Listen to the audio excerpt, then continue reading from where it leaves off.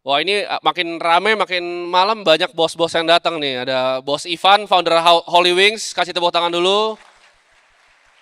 Ada bos Thomas juga, kasih tepuk tangan. Minum dulu. Oke kita lanjut lagi. Nah ini akan jadi pemaparan materi gue. Banyak yang nanya 2030 itu apa, dan gue nggak pernah bahas sebelumnya. Jadi ini adalah hasil gue riset, ya mungkin selama 2 tahun terakhir. Jadi yang gue pikirin adalah ketika COVID, kalian mungkin banyak yang ingat cerita gue itu tukar rupiah ke Swiss franc dalam jumlah yang besar dan gue beli Bank BRI waktu 2100. Gue selalu melihat krisis itu sebagai kesempatan. Di mana ada krisis, di situ justru tangga untuk gue naik. Kalau tidak ada COVID, Timothy tidak akan berdiri di sini sekarang. Akademi kripto ini nggak akan pernah ada kalau tidak terjadi COVID. Itu krisis global secara pandemi, tapi bukan secara ekonomi. Kenapa? Karena Federal Reserve ya dan bank sentral, gue nggak sebut ya di mana ya, itu semuanya cetak uang rame-rame di jumlah yang kalian nggak bayangin. Jadi ekonomi yang sekarang ini kesannya stabil, itu palsu. Kita akan mulai ke slide yang pertama. Oke, ada yang pernah lihat foto ini nggak? Ada yang tahu orangnya siapa? Nggak ada yang pernah lihat? Angkat tangan deh, yang tahu orangnya siapa? Sedikit, ya. Ini adalah Klaus Schwab, pendiri dari World Economic Forum. Ini famous phrase yang akhirnya kena backlash yang luar biasa. Jadi gue akan gambarin sedikit ya, World Economic Forum itu apa. Itu adalah sebuah forum diskusi. Dulu namanya bukan WEF, kalian bisa searching sendiri, European Management Forum namanya. Lalu diganti oleh Klaus Schwab. Beliau ini orang yang punya kehausan terhadap kuasa. Jadi yang beliau lakukan adalah ngumpulin orang-orang paling berpengaruh di dunia. Ini setiap tahunnya selalu ada ya di Davos. Tahun ini akan ada, tahun depan akan ada. Jadi mereka ini yang shaping global regulation dan global finance. You will own nothing and be happy di 2030. Ini quotes-nya dari Klaus Schwab. Artinya kalian nggak akan punya apapun dan kalian akan happy. Buktinya apa? Mobil. Penjualan di Indonesia, mobil itu turun drastis. Orang kebanyakan naik apa? Naik Grab, ya, naik Gojek, Uber di luar negeri. Makin jarang orang yang punya mobil. Rumah. Siapa yang di sini udah punya rumah? Yang udah beli sendiri? Yang lunas? Kelihatan kan jumlahnya? Mungkin hanya 5%. Yang sewa? Nggak mau ngaku nih, buset. Itu nggak punya rumah, tinggal di mana loh? Saya nggak mau ngaku. By 2030, target mereka adalah mengurangi orang yang punya aset. Ya. Next. Ini adalah revolusi industri keempat. Ya, ada nomor 1, 2, 3, dan keempat. Revolusi ke industri keempat ini akan sedikit berbeda. Dan ini menurut gue justru yang akan menimbulkan krisis. Orang banyak pikir teknologi itu akan bikin manusia semakin makmur. Betul. Tapi hanya manusia tertentu. By 2030, menurut gue akan ada 2 industri yang akan maju. Gue bukan bilang industri yang lain akan mati. Tapi yang akan jadi luar biasa adalah 2 industri. Satu adalah revolusi intelligence digital atau artificial intelligence. Dan yang kedua adalah revolusi kripto. 2, simple. Digital intelligence dan the future of finance. Lu mau jadi kaya, lu mau bisa punya rumah dan punya aset, 2 industri ini yang bawa lu paling cepat. Next ya. Kalian bisa lihat di sini ya, ini ada beberapa yang gua paparin akan hilang. Ada yang nonton podcast gua di Deddy Corbuzier 2022? Itu keluar kalau gua nggak salah di Desember. Tapi Deddy itu ngestok podcast itu tuh 3 bulan sebelumnya. Waktu ChatGPT itu masih beta, jadi belum ada, kalian belum ada yang pakai pasti di sini. Gue udah bilang di podcast itu yang hilang tuh pertama justru apa? Seni kreatif kan. Desainer tuh akan hilang. Sebelum keluar di GPT bisa prompt gambar. Karena gue udah coba, gue udah tahu limitasinya. Pertama, ada yang kerja administratif gak di sini? 1% lah ya masih ada. 2, customer service, ada CS nggak di sini yang kerja? Ya kalau di bisnisnya harusnya sedikit ya, CS ya. Retail dan kasir, ada? Ada. Transportasi, ini bukan punya usahanya ya, lu jadi supir gitu, ada? Transportasi? Ada loh. Accounting, akuntan, angkat tangan ya, akuntan. Lebih banyak ya akuntan ya. Jurnalis, ada beberapa, bahkan ada orang gua sendiri di sini kan, banyak jurnalis. Manufacturing dan production, itu menurut gue semua yang ada di sini ini akan di-remove sama teknologi. Artificial intelligence akan ganti semuanya. Karena administratif, clerical jobs itu gampang sekali diganti. Tidak ada yang spesial. Data entry, masukin ke Excel, itu semua bisa diotomatisasi. Basic accounting, pembukuan, udah nggak butuh orang. Bahkan untuk analisa laporan keuangan, kalian cobain aja. Buat lu semua yang punya perusahaan, coba lu screenshot neraca lu tanya ke ChatGPT, kalian tanya, hasilnya ini menurut kalian lebih bagus kalau apa? Dia bisa analisa financial statement kalian. Arus kas, income statement, neraca. Semua, basic journalism. Sebagai contoh ya, pertanyaan yang kalian tadi pikir gue bikin di sini, gue jujur, itu baru gue bikin 5 menit sebelum gue datang ke sini. Pakai apa bikinnya? Pakai DeepSeek punya Cina. Jadi gue udah train modelnya. Prompt gue apa? Kasih gue pertanyaan level Bloomberg interview ke regulator dan para pelaku industri. Itu pertanyaan yang lu lihat tadi, itu bukan pertanyaan gue. Semuanya dibikin pakai AI. Next. Nah ini data dari McKinsey. 375 juta orang akan affected. Ya. Jadi ini akan jadi perubahan okupansi terbesar dalam sejarah manusia. Ini gue selalu bilang, zaman dulu, ya, zaman dulu itu kalau kalian adalah seorang budak, ini kan sejarah selalu berurang ya. Zaman sekarang budak modern itu masih ada. Bedanya kalau zaman dulu budak itu cuma dicambuk, dikasih rumah, dikasih roti. Kalau sekarang dikasih gaji berupa gaji UMR. Tapi ke depannya, ketika teknologi udah bisa surpass itu, teknologi udah bisa menggantikan itu, fungsinya apa lagi? Tidak ada. Dan ini akan sebentar lagi. Ini data dari McKinsey. Next. Kalian lihat. Ini adalah nomor 1, 2, 3, 4, 5, 6, dan 7. Emas, Apple, Microsoft, Nvidia, Alphabet, Amazon, dan Bitcoin. Apa yang 7 aset paling besar di dunia ini have in common? Perfect money, digital intelligence, that's it. Ya. Kita dari nomor 1, gold. Gold itu apa? Aset apa? Orang kan banyak bilang itu adalah uangnya Tuhan, God's money. Gold itu udah ada jauh sebelum kita ada di sini. Sebelum kalian semua duduk sini, gold itu udah ada jauh. Ya. Itu adalah orang anggap sebagai uang yang sebenarnya. Karena bank sentral di semua dunia itu reserve-nya cuma 3 yang besar. USD, Euro, dan gold. Dan gold ini akan terus thriving. Nanti kita akan bahas gold ke depannya ya.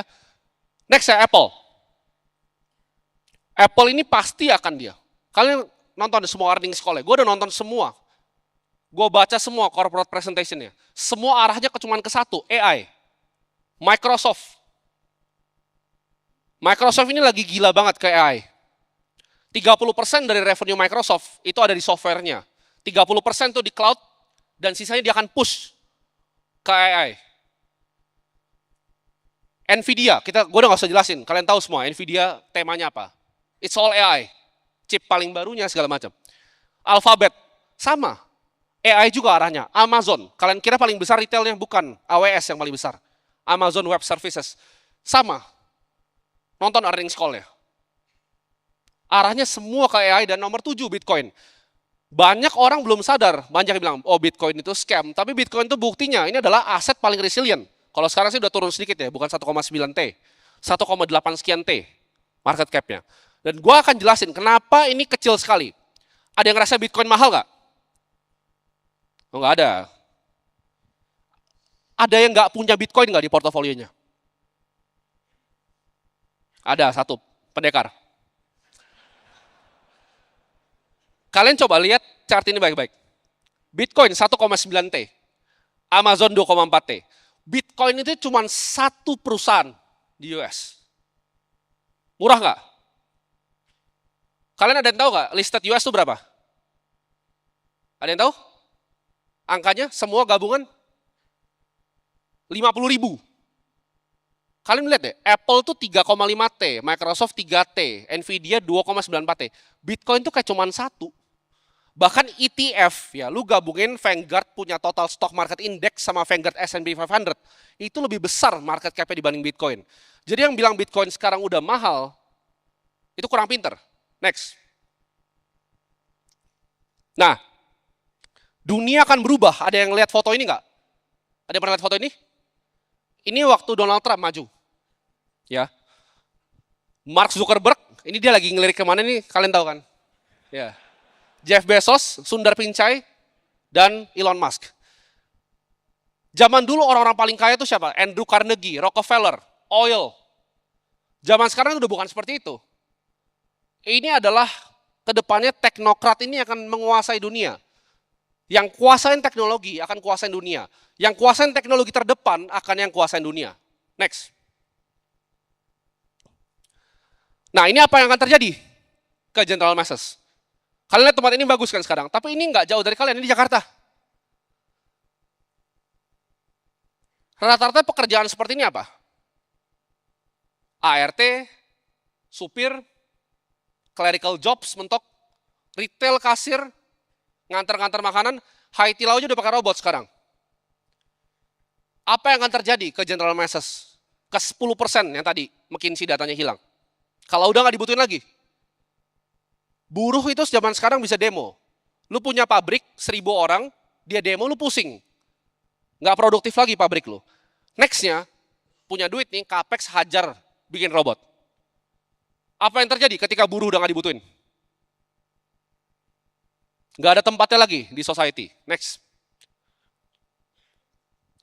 Nah, gue percaya ini, ya, gue penggila sejarah. Lu tanya gue semua yang terjadi dari tahun 1000 mungkin sampai sekarang gue hafal semua. Setiap century hal besar apa yang terjadi. 1741 apa yang terjadi. 1800 itu gue pelajarin secara detail. Kenapa? Karena gue percaya sejarah itu selalu berulang. 1930 yang terjadi adalah Great Depression. Itu momen sebelum pencetakan uang gila-gilanya. Dan gue percaya di 2030 ini akan ada hal similar yang terjadi. Kenapa? 2008 adalah krisis, tapi itu di bail out oleh bank sentral lumayan bagus. 2020, COVID. Yang mereka harus lakukan apa? Mereka pump up fiskal ekonomi. Mereka bikin dolar itu banyak sekali, nanti gue akan tunjukin chartnya. 42,5% sirkulasi dolar itu dicetak tahun 2020 kemarin. Ya, dan itu data. Ketika hal ini berulang lagi, gue percaya akan ada Great Depression part 2. Great Depression itu nggak sebentar. Kalian silakan cari sendiri berapa lama. Buktinya apa? Mari kita bahas data, fakta, dan angka. Next. Kalian ada yang ngerasa nggak? Di sekarang ini, walaupun katanya udah nggak krisis, daya beli masyarakat lemah. Buktinya apa? Penjualan auto. Gue selalu bilang ke teman-teman gue yang beli-beli saham otomotif dan lain-lain. Itu pasti jatuh ke tanah. Kenapa? Karena masyarakatnya nggak ada daya beli lagi sekarang. Ya, ini datanya, ya, interest rate dan quantitative easing. 1930. Risetnya gue dapat dari mana ini? Bridgewater Associates, hedge fund terbesar di dunia. Lihat kemiripannya ketika 2020. Identikal nggak? Identikal. Jadi apa yang mereka kerjakan dulu? Perhatiin, ketika monetary base, persen ke GDP-nya naik, itu terjadi krisis yang luar biasa. Mereka itu ngerampok lu, bukan dengan perpajakan. US itu ngerampok orangnya, bukan dengan IRS pajakin mereka. Tapi dengan Federal Reserve cetak uang dan banjirin marketnya. Itu adalah format dari pencurian yang baru. Lihat, nggak bisa makan orang. 1930, itu panjang sekali, makanya namanya Great Depression. Nanti ketika Great Depression terjadi, part 2, dan masyarakat yang gue bilang tadi, yang di bawah 10% itu yang dipindahkan, nggak dibutuhkan lagi. Lu kan lihat kekacauan yang luar biasa. Next. Nah ini dia yang gue bilang tadi. Purchasing power dari $1 sejak 1635. Gue bilang, gue selalu belajar dari sejarah. Kalian kan banyak yang, di sini ada yang ngerti analisa teknikal? Beberapa ya. Perhatikan apa yang terjadi di 1971. Apa yang terjadi? Chartnya landai tiba-tiba. Chartnya bergerigi sebelumnya. Ya. 1971 Nixon cabut dari emas, dia landai. Jadi dolar itu baru devaluasi gila-gilaan, bukan justru dari 1635, tapi 1971. Dan ini akan sampai ke ujungnya. Next. Nah, ini adalah M2 money supply. Buat yang nggak ngerti, itu uang yang beredar di masyarakat. Kalian lihat, ini data terbaru. Nambahnya eksponensial nggak? Jadi lu kalau punya kenaikan gaji 20%, ini di US ya gue ngomong, bukan di sini. Tapi gampangnya gini, yang terjadi di US lu kali 2 di sini. Kalau gue ngomong inflasi di US itu 7%, lu kali 2 di sini. Ya, emerging market itu selalu kali 2 kalahnya dari US. Di US aja seperti ini. Next. Nah ini, ada yang tahu rumahnya siapa? Michael Saylor, betul. Kalian stalker juga ya? Gue lagi coba undang sih dia. Ini rumahnya Michael Saylor di Miami Beach. 1930 itu ada plakat di rumahnya harganya $100.000. Kalian tahu nggak $100.000 sekarang buat rumahnya ini dapatnya apa? Pajak 2 minggu. Bayar pajak 2 minggunya $100.000. Mendingan beli dolar atau Miami Beach property? Property. Ya. Karena nggak bisa dibikin lagi, itu ada yachtnya Saylor tuh di bawah tuh. Next. Apa yang terjadi di emerging market currency? Itu kan pertanyaan kalian. Karena kita bukan US. US aja udah mampus, apalagi kita. Ya, kita emerging market. Ini peso Argentina. Ada yang datang di sini nggak? Coba angkat tangan yang datang sini. Oh, banyak pendekar gue dari 2 tahun lalu. Ini gue bohong-bohong atau beneran? Gue bikin ini waktu itu. 232. Ini udah tinggi banget loh tuh. Gue prediksi di sini, gue ngomong Argentina peso akan ke 1000. Kenapa? Karena gue udah hitung kuantitatif easingnya. Dan betul, dia sampai ke 1000. Sekarang pertanyaannya, lu orang Argentina, apa yang lu mau beli? Saham Argentina kah? Apa yang lu mau beli? Dolar?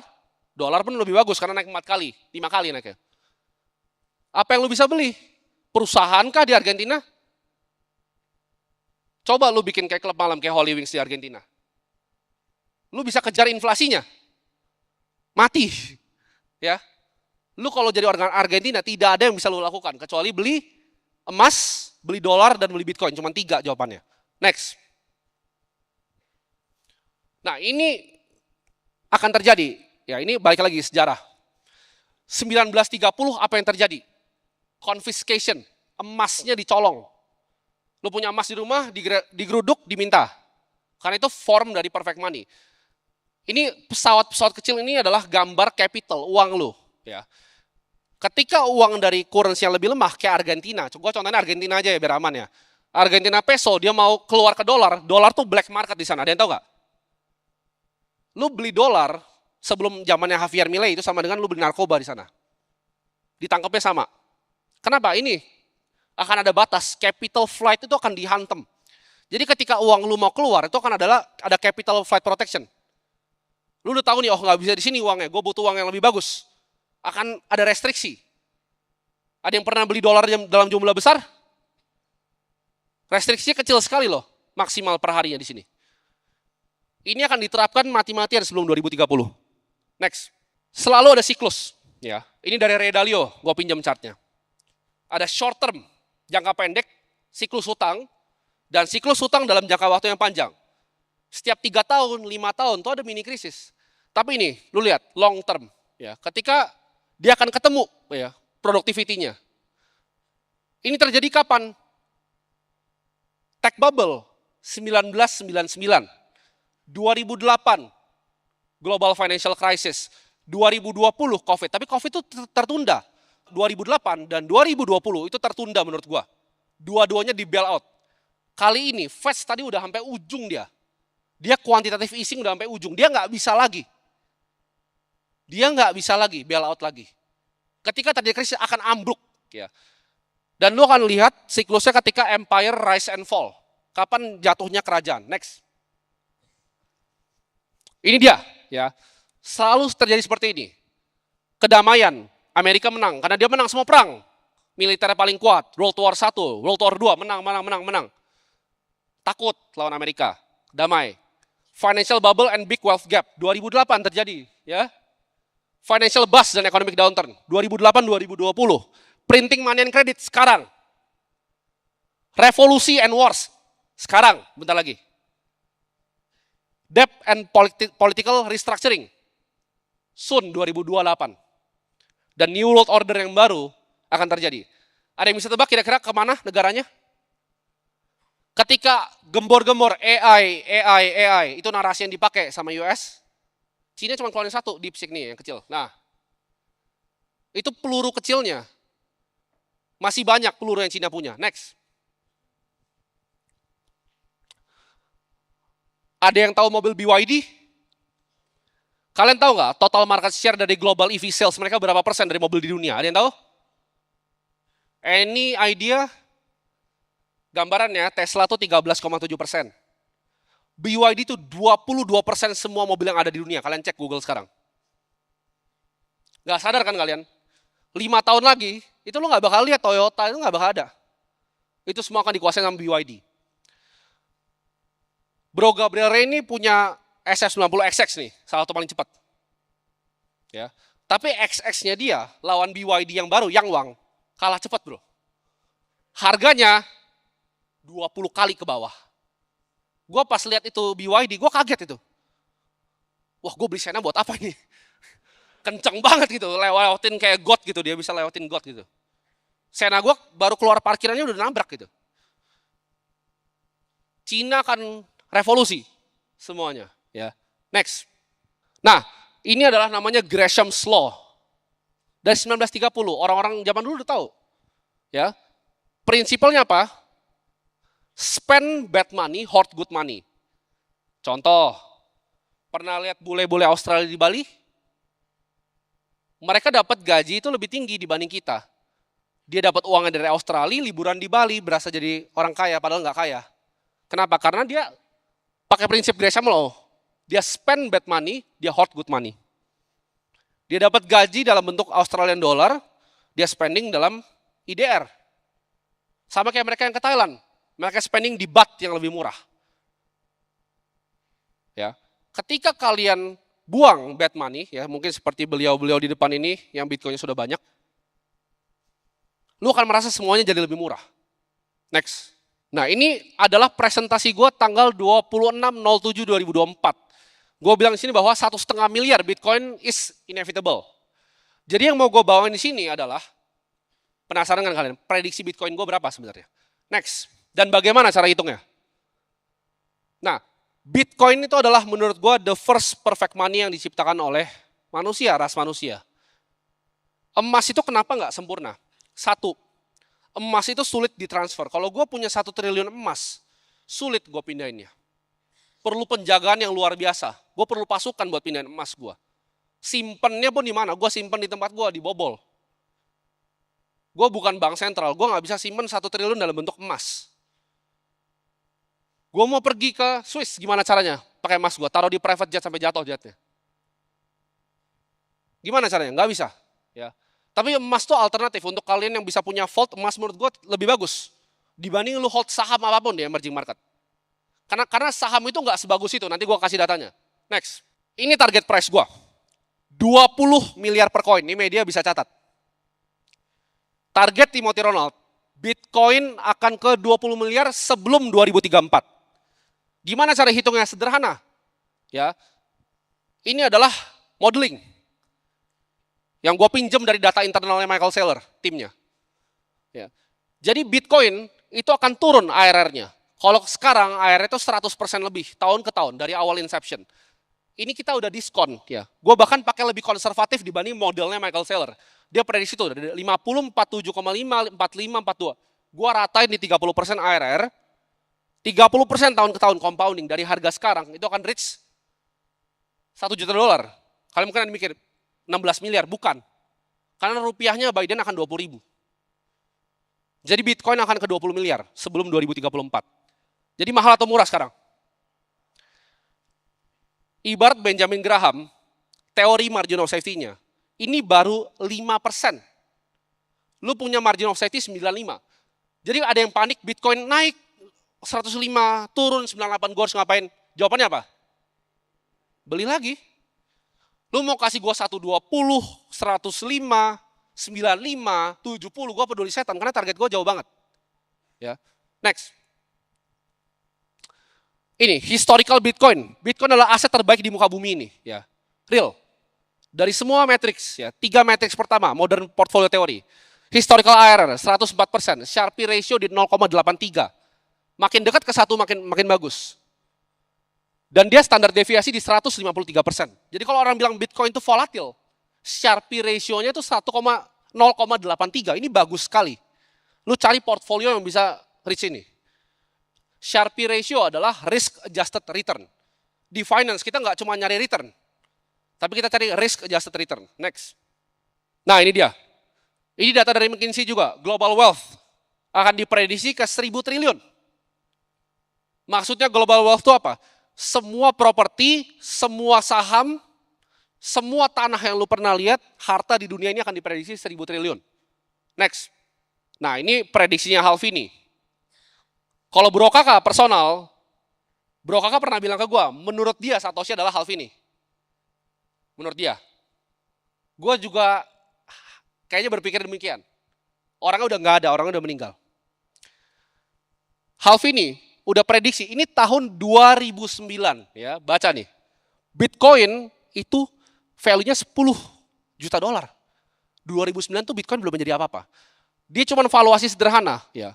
Dia estimasi 100 triliun US dollar ke 300 triliun global wealth. Tapi McKinsey tadi bilang, karena ini 2009, udah meninggal juga orangnya. McKinsey prediksi akan ke 1.000 triliun. Jadi kalau kita pakai proyeksi Halvini lebih jauh lagi. Kira-kira berarti harusnya di sekitar 25 sampai 35 juta dolar. 3 Bitcoin is all you ever need. Buat lo orang-orang kaya yang duduk di sini, beli 3 sekarang, you're set for life. Karena minimal, menurut gua 3 koin itu akan bring lu 60 M. Next. Nah ini adalah market cap prediction. Ini model valuasi dari Bitcoin, gold, art, equity, real estate, dan bonds. Simpelnya ya, prediksi paling sederhana gua, Bitcoin akan ke market cap di 20 triliun US dollar. Sekarang berapa market cap-nya? 1,8 T. Jadi dia mau ke 3 T, 4T, 5T itu masih murah karena lo harus bandingin sama saham. 1,9 T itu cuma kayak Visa ditambah sama satu saham yang kecil. Terlalu kecil, pool of money yang masuk ke Bitcoin itu terlalu kecil. Belum dilirik sama dunia. Orang bilang institusi udah masuk. Bitcoin itu cuma satu saham di US. Next. Dari 1.000 triliun dari kekayaan, prediksi Michael Saylor ini akan seperti ini gambarannya. Real estate akan segitu, 2045 ya. Dari 2030 1.000 triliun, ini prediksinya. Aset kelas. Real estate akan berkembang terus. Bitcoin nggak akan ngalahin properti. Properti akan jadi paling besar. Kenapa? Karena orang mau tinggal di Pondok Indah, orang mau tinggal di Menteng, orang mau tinggal di Manhattan, di Palm Beach, di Singapura, orang mau tinggal. Equity, saham juga naik. Global ya tapi ya, gue ngomongnya. Karena inovasi akan mendorong terus. AI akan naik, market cap akan naik. Currency akan ada di 495T, art 110T, bonds 835T, dan Bitcoin itu akan di 200 triliun market cap-nya. Jauh nggak? Berarti naik berapa? 100 kali dari harga sekarang. Gold itu akan ada di 45T, dia akan stop di 45T. Next. Ini yang mengubah, kalian mungkin tahu gue dulu pernah jadi investor saham. Ini yang mengubah semua paradigm gue, kenapa gue jadi ke crypto full. Aset itu punya waktu hidupnya. Kalau lu pegang Argentina peso kayak tadi, ini waktu hidupnya itu cuma 2 tahun, habis itu uang lu hilang semua. Karena tadi 200 ke 1000, ya, 2 tahun. Mata uangnya lemah lagi, cuma 3 tahun. USD itu 14 tahun, ya. Lifespan lu untuk pegang USD itu adalah 14 tahun. Stocks, saham itu bisa tahan lu 25 tahun. Bonds itu 30 tahun, dan funds seperti hedge fund yang lu taruh di Bridgewater 20%, lu taruh di private equity seperti Brookfield yang invest di hydro, power plant, itu bisa 20% IRR-nya. Tapi lu pasti nggak ada yang diterima invest di Brookfields. Ya kan? Lu ke Blackstone, nggak ada yang mau terima duit itu, terlalu kecil. Opsi lu untuk bid ini cuma satu, cuma Bitcoin. Next. Ini pertanyaannya kan, kenapa tidak beli saham? Karena company itu punya resiko. Gua nggak akan bahas yang di sini karena gua akan dapat terlalu banyak masalah. Kita contohin di luar. Ini Apple punya. Lu kalau buka 10F filingsnya, item 1A, itu kan ada namanya risk factor. Ya. Dia akan list semuanya. Kenapa saham ini bisa hancur? Compliance-nya, financial risk. Gua tanya sekarang, 20 tahun lagi, lu berani betting hidup lu di Apple nggak? Gua nggak berani. Karena 51% dari Apple itu omsetnya dari iPhone. Dan kita belajar teknologi dari Nokia, BlackBerry, itu cepat sekali hilangnya. Gua nggak berani. Lu kalau todong gua bilang 20 tahun Apple, gua nggak berani. Karena Apple mungkin digantikan sama produk dari Cina. Gua nggak tahu apa. 20 tahun lagi dari sekarang. Ini Apple, dia kasih semuanya. Ini panjang banget. Resiko manufacturing. Contohnya, resiko compliance di Indo. Apple nggak bisa jualan kan? Kena nggak sahamnya? Kena. Ini risk factor ini banyak sekali. Ya, next. Nah ini dia. Ini kalian mungkin nggak kelihatan ya chartnya, tapi ini chart dari Profesor Aswath Damodaran. Kalau kalian tahu ini adalah ibaratnya yang menciptakan teori-teori valuasi. Jadi Profesor Aswath Damodaran ini, beliau pernah bikin chart dari semuanya. Ini kayaknya agak berantakan ya. Gue juga sendiri kagak kebaca, tapi itu S&P. Isinya semua aset kelas yang ada di muka bumi ini.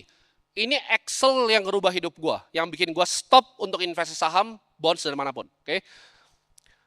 $100, lu investasikan di 1928. Ya. Itu akan jadi $5.360 di stocks. Sedangkan Treasury Bonds itu 7.159. Jadi saham itu actually kalah sama Treasury Bond. Kalau ditarik dari 1928. Dari datanya ini cuma 4% saham yang survive. Yang BEP itu 4%. Outperform 0,25. Jadi lu basically stock picking itu impossible game. Lu gak akan pernah menang. Kalau ditariknya 100 tahun. Ya. Real estate itu juga nggak bagus-bagus amat. Tapi pertanyaannya, kenapa ada orang-orang kaya seperti Donald Trump di real estate? Karena mereka tahu fiatnya lemah. Jadi mereka pakai leverage. Mereka pinjam untuk main properti. Tapi itu kayak main blackjack. Ya, ibaratnya lu lihat nih, siklus dunia. Lu kalau ngutang beli properti, tapi di saat krisis, lu di atas 21 kalah. Lu judi basically. Siklusnya lagi di mana nih? Tapi kalau lu lagi ekonominya lagi naik 1971, lu hutang buat beli gedung, lu kaya raya. Tapi game ini nggak konsisten. Kenapa? Karena lu hutang, lu beli properti, lu hutang beli properti. Siklusnya satu yang jelek, mati lu langsung. Wipe out semuanya. Dan itu terjadi di banyak sekali. Lu tinggal pelajarin. Yang main properti itu banyak sekali mati. Di Indonesia pun sama. Kena krisis 98 tuh yang main properti pakai utang mati. Yang main perusahaan pakai utang mati. Ya. Jadi stocks, real estate, treasury bonds, itu nggak sebagus yang kalian kira. Gold bahkan outperform ini semua. Emas. Next. Nah ini pertanyaannya. Mereka adalah orang-orang yang mainin leverage ini. Lu foto ini, pelajarin orang-orangnya. Cara mereka jadi kaya simple. Pakai bank, ngutang, bangun proyek, bikin. Tapi itu sampai lu masuk di financial downturn yang salah. Lu leverage uang orang. Lu langsung besok jadi miskin. Next. Apa alternatif Bitcoin? Kan cuma satu. Gue bilang ada lagi alternatifnya, sabar. Ada yang tahu ini lukisan apa? Pencinta seni? Nggak ada pencinta seni di sini. Haystack namanya judulnya, by Claude Monet. Ini di auction terakhir 2019 itu kalau gua nggak salah, kalian bisa double check di Google ya. 110 million US dollar. Sekitar 1,9 T, kalau kita 16.000, 1,9 T. Mampu nggak beli? Ini 20% nih tahun ke tahun nih. Kalau tahan dari dulu, ini 20% tahun ke tahun. Opsi Bitcoin itu cuma gambar Monet ini. Kalau lu mampu beli, silahkan beli buat orang-orang kaya di sini. Mungkin bos Ivan kalau mau beli. Ya. Next. Nah, ini aset kelas ini dari Saylor juga chartnya. Orang kan ngomongnya selalu consumer inflation, oke? Jadi kalau gue beli investment grade bonds, gue menang dari consumer inflation. Tapi kita tahu itu bullshit. Beras naiknya berapa, semua naiknya berapa. Realnya adalah monetary inflation, M2 money supply. Itu batasnya di situ. Jadi kalau lu US large cap, S&P 500 13,3. Lu hit benchmarknya pas sama M2 money supply. Lo harus cari tadi apa? US growth atau enggak Nasdaq teknologi. Baru naik dikit. Bitcoin 30% tahun ke tahun. Ya. 30% tahun ke tahun. Next. Market cap-nya ini sekarang. Gold, Bitcoin kecil tuh, 1,8 T di ujung. Under value nggak ini? Kalau menurut lu ini nggak murah, ya gue udah nggak tahu lagi pakai chart apa lagi untuk gambarinnya. Kira-kira seperti ini. Real estate 330 T, bonds itu 300 T, equity global, US sama semuanya. Dan kalian harus tahu, dari global index, US tuh 20% 4 saham loh. Global ya. Buka coba prospektusnya, MSCI World Index. 5% tuh Nvidia, 5% Microsoft, 5% Apple. Dunia itu nggak ada isinya kecuali US. Ya. Ini US semua equity-nya. 6T dan ARTA yang tadi, yang kayak haystack-nya Monet, gambar-gambar yang lain itu di 18T. Gold tuh 16T dan Bitcoin di 1,8T. Opsi lu murah atau enggak. Next. Nah ini dia, sejarah. Ada yang tahu Dutch Guilders? Itu mata uangnya udah nggak ada lagi. Ya. Tadi Gresham's Law, uang yang busuk, lu buang ke uang yang bagus. Uang yang bagus apa? Manhattan, 1626. 60 guilder tuh beli lu Manhattan. Guildernya sekarang udah nggak ada, ngerti nggak? Currency itu cuman palsu, dibuat. Akal-akalan. Ya. Guilder tuh udah nggak ada lagi. Lu cari, Dutch Guilder udah nggak ada. Tapi lu 60 guilder lu bisa tukar sama Manhattan. Itu 6% tuh ARR-nya. 60 guilder jadi 2,1 triliun. Louisiana, harganya 15 juta dolar. Ada nggak yang mau beli Louisiana 15 juta dolar? Sejauh itu, currency itu devaluasi. California, 18 juta dolar. Alaska tuh cuma 7,2 juta. 7,2 juta dolar, lu bisa beli Alaska. Tapi tahun 1867. Ya. ARR-nya nggak besar. Lihat nggak? 6%, 6,3, 7,7, 7,8. Itu kenapa Albert Einstein bilang compounding adalah hal terbaik yang ada di dunia ini.